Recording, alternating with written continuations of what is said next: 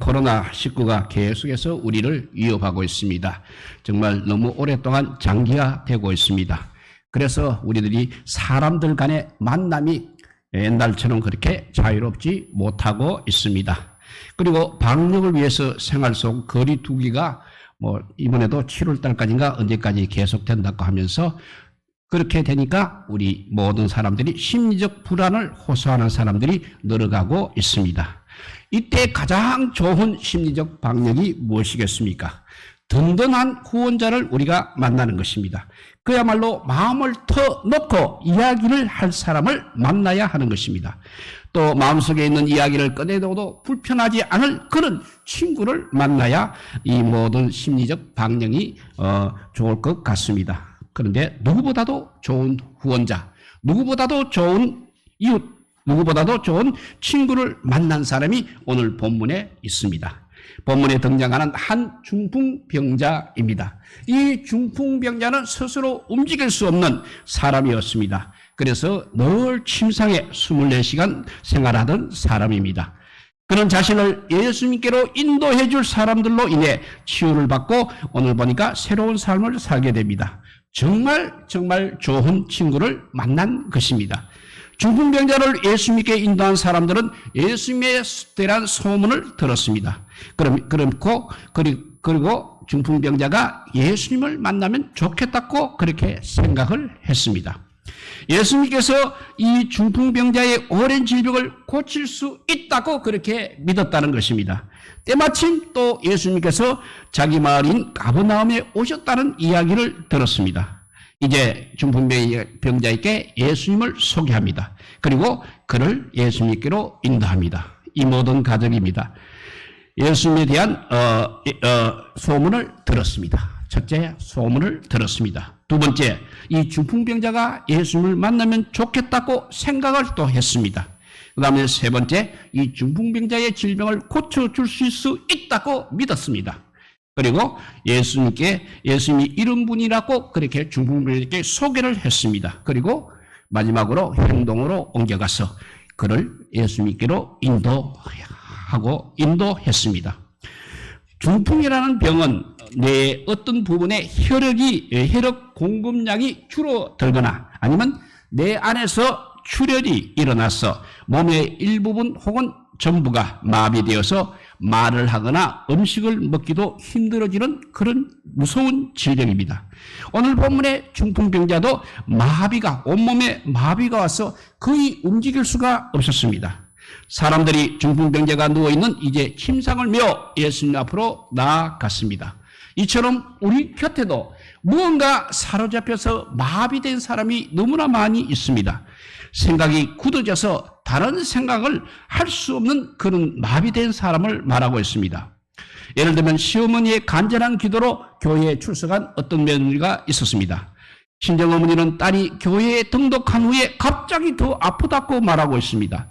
왜냐하면 종교를 바꾸어서 집안에 우환이 있으니 빨리 등록한 교적을 빼달라고 교회까지 찾아왔습니다.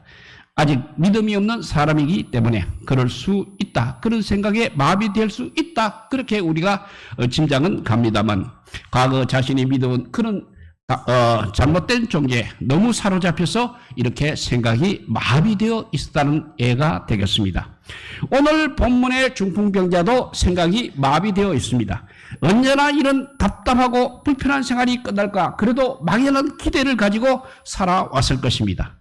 생각이 마비되어서 이 땅에서 행복만을 바라보며 사는 사람들에게 가장 필요한 것이 무엇이겠습니까? 예수님입니다. 그리고 복음입니다. 그래서 중풍병자를 예수님에게로 인도한 사람들도 다른 이야기를 전한 것이 아니라 그들이 들은 예수 소문을 전했던 것입니다. 아마 그들은 예수님을 만난 사람마다 질병을 고치고 인생이 바뀌었다는 좋은 소문을 들었을 것입니다.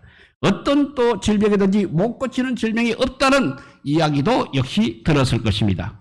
그런데 우리가 여기서 분명히 알아야 할 것은 예수님께서는 우리 죄를 씻으시기 위해 대속의 죽음을 죽으신 구원자라는 사실입니다. 우리 죄값을 대신 치르시고 돌아가셨을 뿐만 아니라 3일 만에 부활하셔서 하늘 보좌에 앉아 계시면서도 지금도 우리를 중보하시는 하나님의 아들이십니다. 단순히 육신의 질병만 치료하시는 그런 분이 아니라 영혼을 살리시는 분이시고 영생의 선물을 우리에게 주시는 분이십니다. 그래서 예수님은 중풍병자가 예수님 앞에 나왔을 때 그의 질병부터 먼저 고쳐주신 것이 아니었습니다. 본문에 보니까 작은 자야 너의 죄 사함을 받았느니라고 말씀하셨습니다. 먼저 죄 사함의 은혜를 베풀어 주셨습니다. 중풍병자에게 가장 필요한 것은 자신을 소외시키고 단절시킨 죄로부터의 죄로부터의 해방이었던 것입니다. 우리 인생에서 의식주의 문제가 중요한 부분이기는 합니다. 코로나19의 위험 중 생명의 위험도 있지만 제일 큰 타격은 뭐니 해도 의식주가 연결된 경제적인 어려움일 것입니다. 그래서 국가가 나서서 어려운 사람을 돕고 있습니다. 또 경제도 살리기 위해서 긴급 재난기금까지 지원할 정도가 되었습니다. 우리나라에서도 코로나19 극복을 위해서 벌써 여러 번 추경을 준비하는 초유의 사태가 벌어지고 있습니다. 그런데 우리 인간은 육체와 영혼으로 구성된 존재입니다. 육신의 필요가 채워진다고 하여서 더 행복할 수는 없는 것입니다. 마음이 평안해야 하는 것입니다. 또 영혼의 문제가 해결되어야 합니다. 아니 영혼의 문제가 가장 먼저 해결되어야 하는 것입니다. 그래서 요한삼서 1장 2절입니다. 사랑하는 자요 너의 영혼이 잘된 같이 너가 범사에 잘되고 강건하기를 내가 강구하느라고 말씀하셨습니다. 나무잎이 마르는 것은 단순히 가지나 줄기의 문제가 아닌 것입니다. 근본적으로 뿌리에 문제가 있는 것입니다. 이처럼 마비된 인간의 근본적 치유는 영혼의 회복인 것입니다. 마비의 원인이 된 죄 문제가 먼저 해결될 때 참된 자유를 누리게 되며 또 깨어진 관계까지 회복되는 것입니다. 심리적 방향이 필요한 시기에 든든한 믿음을 나누는 사람이 되어야 하지 않겠습니까? 성도는 주님께서 우리에게 보여주신 사랑을 생각하며 내가 만난 주님을 사랑과 승림으로 이웃들에게 소개하는 사람임을 잊지 마시기 바랍니다. 중풍병자에게 예수님을 소개한 사람들은 그런 확신이 있었습니다. 심상에 누워있는 환자를 메고 오는 일은 쉽지 않은 일입니다. 중풍병자의 동의가 없었다면 불가능한 일인 것입니다. 누가 자신의 그 초라한 모습을 적나라하게 모든 사람에게 드러내 보이고 싶겠습니까? 그러나 그 중풍병자에게는 그보다 더 큰 절박함이 있었습니다. 초라한 모습을 보일지라도 오늘 꼭 주님을 만나야겠다는 절박함이 있었습니다. 이런 절박함을 어떻게 가지게 되었습니까? 예수님에 대한 소문을 전해준 사람들의 이야기를 들었기 때문인 것입니다. 그 사람들이 확신에 차서 예수님을 소개하였습니다. 그러니 중풍병자도 동의하게 되었습니다. 그리고 있는 모습 그대로 예수님 앞에 나아갈 용기까지 생긴 것입니다. 예수님을 소개하는 사람이 흔들린다면 다른 사람을 예수님께로 인도하는 것은 도저히 불가능한 일입니다.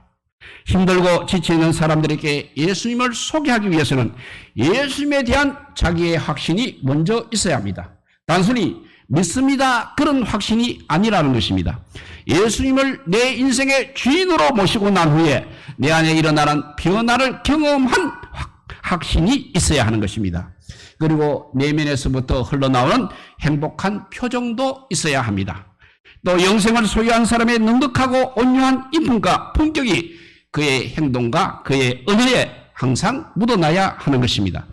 예수님을 아는 지식이 가슴을 통하여 우리의 손끝과 발끝에 이르기까지 묻어나야 한다는 것입니다.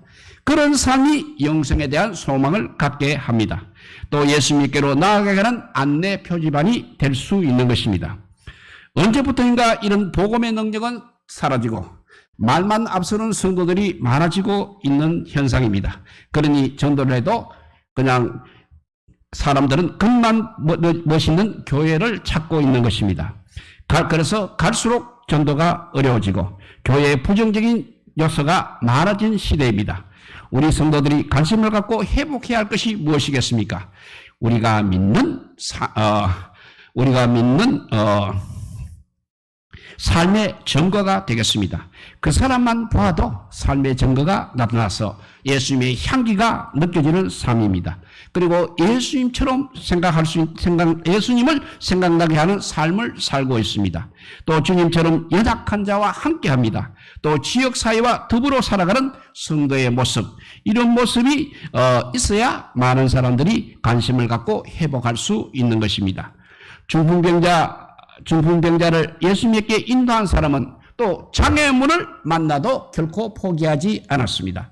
예수님이 계신 곳으로 중풍병자를 데리고 갔습니다. 그렇지만 그 집안에는 사람들이 가득 차 있었습니다. 도저히 들어갈 수가 없었습니다. 그러나 이들은 포기하지 않고 지붕으로 올라갔습니다. 예수님이 서 계신 곳 바로 위에 지붕을 뜯었습니다. 그리고 중풍병자의 침상을 줄로 묶어서 달아내렸습니다. 그런데 여기에 재미있는 역설이 있습니다. 예수님을 만나러 찾아간 자리인데도 불구하고 항상 이렇게 장애물이 있다는 것입니다. 반대로 죄악을 찾아 달려가는 데는 길이 환하게 열리게 됩니다. 그럴 때 우리는 어떻게 해야 하는 것입니까? 그날 요나가 하나님의 뜻을 거스리고 자기 생각을 따라갈 때 때마침 준비된 배가 그를 기다리고 있었습니다. 정말 형통한 것처럼 보입니다. 그런데 그 길은 오래가지 못했습니다. 유한한 인간이 계산하며 걸어가는 길과 전능하신 하나님께서 펼쳐주시는 길은 우리의 생각과 다르기 때문입니다. 사방팔방이 막혀 있어도 하늘은 분명히 열려 있습니다. 앞에는 홍해가 가로막고 뒤에는 애국 군대가 추격해 와도 하나님의 길은 항상 길이 있는 것입니다. 홍해를 가르시고 바다를 육지처럼 건너게 하시는 분이 바로 우리가 믿고 따르는 하나님이십니다. 우리도 믿음으로 살고자 할 때 장애물을 만나고 어려운 일을 만나는 경우가 있습니다. 사단이 우리가 걸어가는 길을 항상 이렇게 해방하고 있는 것입니다. 그래서 앞이 꽉 막힌 환경을 만났을 때 우리는 하늘의 하나님을 바라봐야 합니다. 한 사람의 인생을 바꾸고 새롭게 변화시키시는 분이 하나님이십니다. 예수님께서 주목하신 그들의 믿음이었습니다. 중풍병자와 그의 침상을 어깨에 메고 온 사람들의 믿음인 것입니다. 그 믿음을 보시고 먼저 제사함의 은혜를 베풀어 주셨을 뿐만 아니라 육체의 질병까지 다 고쳐주셨습니다. 그래서 어떤 장애물을 우리가 만날지라도 하늘을 바라보며 끝까지 버텨내기 위해서는 반드시 든든한 믿음이 있어야 하고 믿음의 좋은 친구가 역시 있어야 하는 것입니다. 믿음은 평안할 때보다 장애물을 만났을 때 그야말로 참 모습을 드러내는 것입니다. 코로나19의 위협과 계속되는 재난 속에서 우리가 붙잡아야 할 것이 무엇이겠습니까? 우리가 회복해야 될 것이 무엇이겠습니까? 바로 우리의 믿음인 것입니다. 그리고 믿음의 길을 지지해주는 좋은 친구들입니다. 내가 좋은 친구가 되어야 하고 또 좋은 친구가 나의 곁에 항상 있어야 하는 것입니다. 흔들리지 않는 건강한 믿음과 좋은 친구가 이렇게 장애물을 뛰어넘게 하고 우리 영혼의 소망이신 예수님께로 인도하는 것입니다. 무엇인가 짓눌려 마비되고 단절된 아픔이 있다면 오늘 곧바로 예수님 앞으로 나아가는 믿음의 사람이 되시기 바랍니다. 그리고 그렇게 마비된 사람들을 또 예수님께로 인도하는 좋은 친구가 되시기를 우리 주님의 이름으로 소망합니다. 기도하겠습니다. 사랑의 하나님 감사합니다. 아버지, 말세가 가까이 올수록 더 어려운 현상들이 우리 앞에 나타나고 있지만 사람들은 그냥 앞에 놓인 발밑에 불 끄기가 바쁩니다. 하나님을 바라보지 못하고 있습니다. 아래를 보고 있습니다. 위로 하늘을 바라보고 하나님의 뜻을 아버지 우리가 생각해야 되는데 그렇지 못하고 아버지 근본적인 해결을 하지 못하고 있습니다. 이제 오늘 말씀을 통해서 정말 하나님에 대한 믿음을 더욱 돈독히 하는 저희들 되게 하여 주시고 또 그 믿음을 아버지 유지할 수 있는 믿음이 좋은 친구들을 만나게 하여 주시고 또 아버지 죽어가는 생명들을 아버지 주님 앞으로 인도할 수 있는 그런 좋은 친구가 되게 하여 주시옵소서. 이래야 믿음 위에 굳게 선 우리들이 하나님께서 주시는 그 제사함의 은총을 받을 뿐만 아니라 영원한 생명까지도 약속하신 그 약속을 우리가 받을 수 있다는 그 큰 아버지의 기쁨을 가지고 믿음 생활 잘하는 우리 모두가 되게 하여 주시기를 간절히 빌고 원하올 때 우리 구주 예수 그리스도 이름으로 기도드리옵나이다. 아멘.